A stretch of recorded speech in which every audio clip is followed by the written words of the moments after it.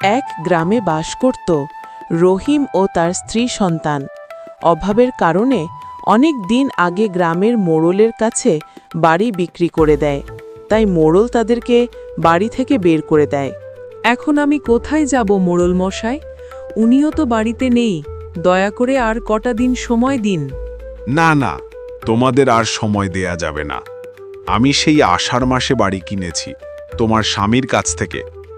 আজ যাব কাল যাব বলে 5 মাস হয়ে গেছে। এবার তোমাদের বাড়ি ছাড়তেই হবে।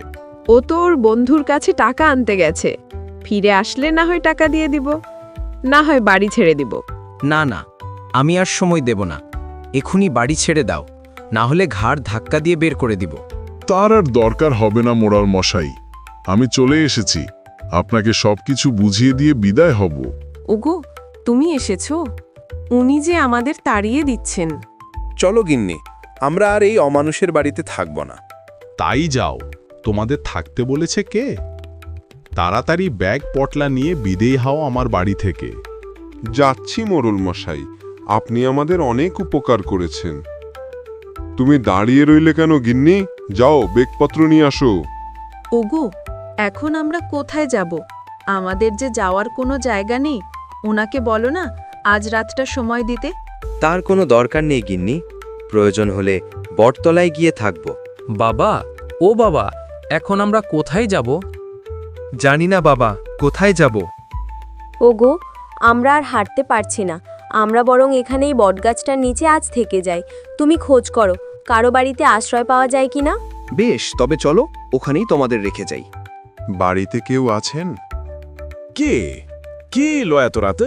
আমি এক পথিক, আশ্রয়ের খোঁজে বেড়াচ্ছি। আপনার কাছে আজকের রাতটা আশ্রয় হবে?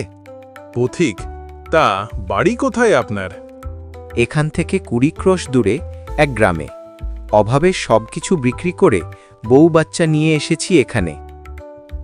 না না মশাই, আমি আপনাকে কোনো আশ্রয় দিতে পারবো না। কোনো উপায় না পেয়ে রহিম তার স্ত্রী সন্তানের কাছে ফিরে গেল। গিন্নি, ও গিন্নি, আছো তোমরা? আমি কোনো ব্যবস্থা করতে পারলাম না আজ।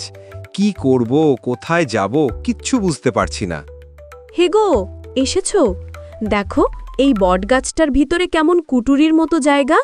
আজ রাতটা আমরা এখানেই থেকে যেতে পারবো। আরে হে, এখানে তো অনেক বড় কুটুরি, এখানে তো বেশ থাকা যাবে। রহিম ও তার স্ত্রী সন্তান সেখানেই থাকতে লাগল। ওগো, কিছু একটা ব্যবস্থা করো, এভাবে আর কতদিন থাকবো?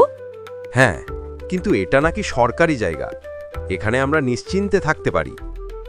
রহিম সেই বটগাছের নিচে একটি ছোট্ট ঘর বানালো এবং সেখানেই থাকতে লাগল।